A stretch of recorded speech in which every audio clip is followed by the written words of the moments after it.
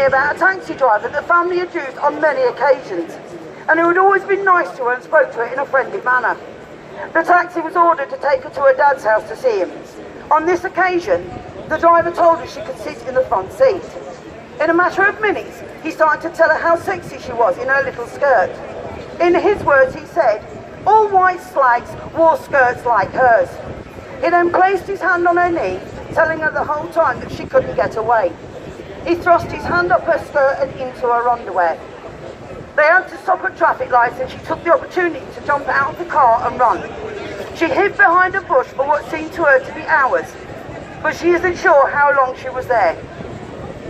Because she said she was too scared to tell anyone what had happened to her, because she thought it was her fault for wearing the short little skirt that he made a point of mentioning. Imagine if she had not jumped out of that car, what could and would have happened to her then? I also had a girl contact me who had innocently made friends with a Muslim boy at school. They became very good friends and eventually he said, come meet my big brother. She innocently went and met him.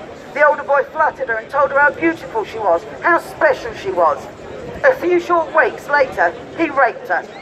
The whole time telling her she was a filthy white slag. Can you turn that page over please, Richard? Bear with me. Richard always becomes my handyman. Bear with me. I know it's he said his fingers are too big. Turn the other one, Rich. Now, we are aware that this also happened to see girls. And I know without any doubt that this happens to Muslim girls, because I've spoken and helped them too. But they are bound to silence due to the fact that an entire community will turn on them and blame them, as the female is seen as a seducer and therefore to blame and not the men. I have a wonderful friend whose cousin was dating a Muslim man.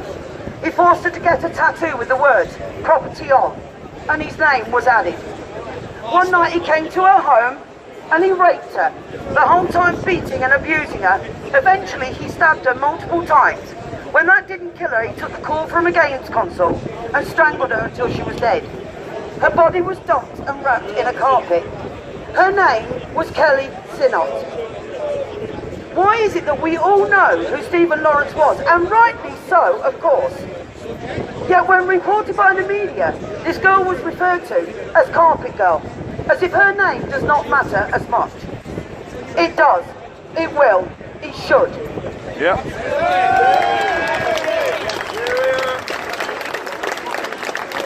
Because I refuse to remain silent on this issue, I get regular threats, mostly from the left, and I am constantly called a racist. If standing up for right over wrong is racist, then it's a label I would accept, because I cannot accept the silence from the government and the media about these crimes, which in truth are racist themselves. What if this was your child? What would you want? Would you expect them to matter less? Would you want the perpetrators to be referred to as Asian? Why is it okay to offend an entire continent? The next major issue that I have is the spread of Sharia law courts in this country. Over 100 at the last count, which doesn't include that operate behind closed doors in mosques.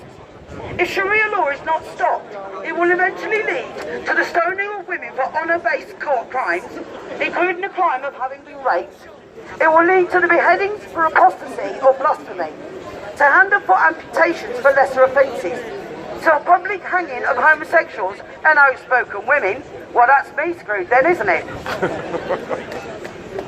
It's the incessant war against non-Muslims, especially Jews, to slavery, particularly female sexual slavery, to female genital mutilation, which happens in this country every 61 minutes. Take that into account. 61 minutes, a little girl is butchered.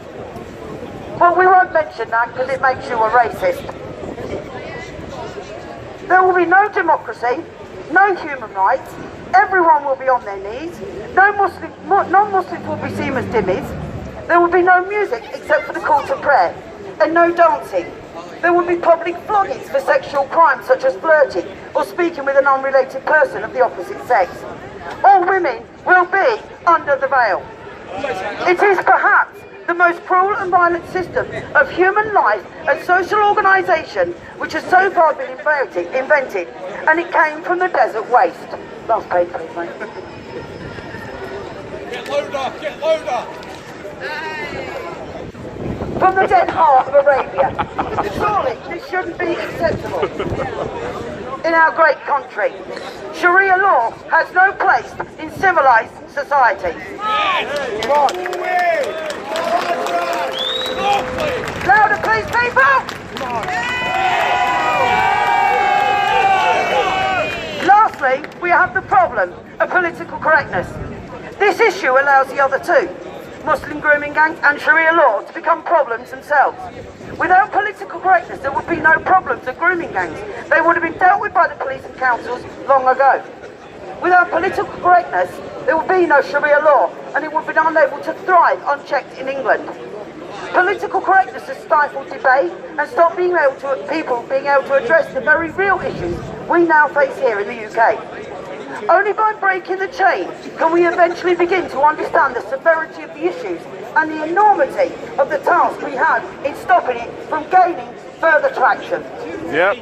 We must now say we will not allow one more man, woman or child to be sacrificed at the altar of political correctness.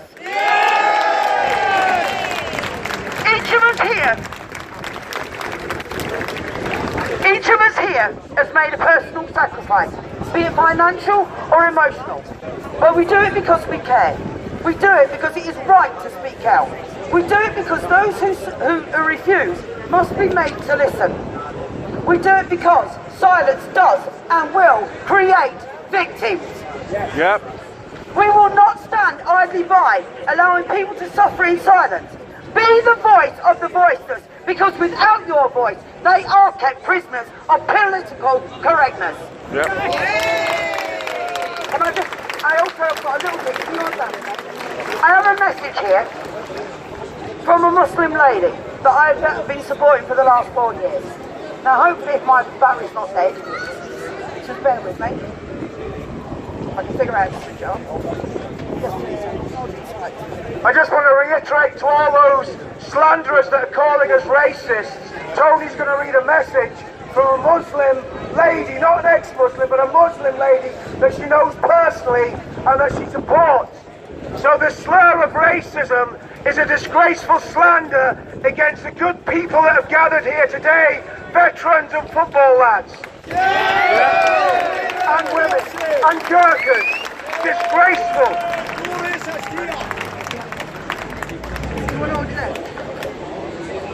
Okay, bear with me because his battery goes off. Okay, she says, "Dear everyone, sorry I am unable to be here in person, but I want to lend my support as a Muslim woman to Toni and Marius. Toni is a wonderful human being and she has been my support system since I was left to die by my abusive husband. After robbing me of my sanity, finances, motherhood and womanhood, this is the first time I was exposed to Sharia court, which ruled that if my husband said verbally, 'I divorce you 3 times, then this ends my marriage.' After that, I kept hearing stories of how Muslim men use various Sharia laws to dominate and abuse British Muslim women. Now, what I mean by British is girls who have been born and brought up in the UK. They are classed as cheap compared to those who are born in Muslim lands. So you could see why Marius is such an important, relevant project today. Please keep supporting Toni for us brave and our British culture." Come on! Let's give Toni a massive round of applause. She is a hero. She is a hero of our age. Baroness! So much to protect women. And I want to tell you something. The biggest victims of radical Islamofascism are the women in the Muslim communities. They are the victims, along with our girls that are getting groomed. It's an absolute scandal. Give Toni a massive round of applause.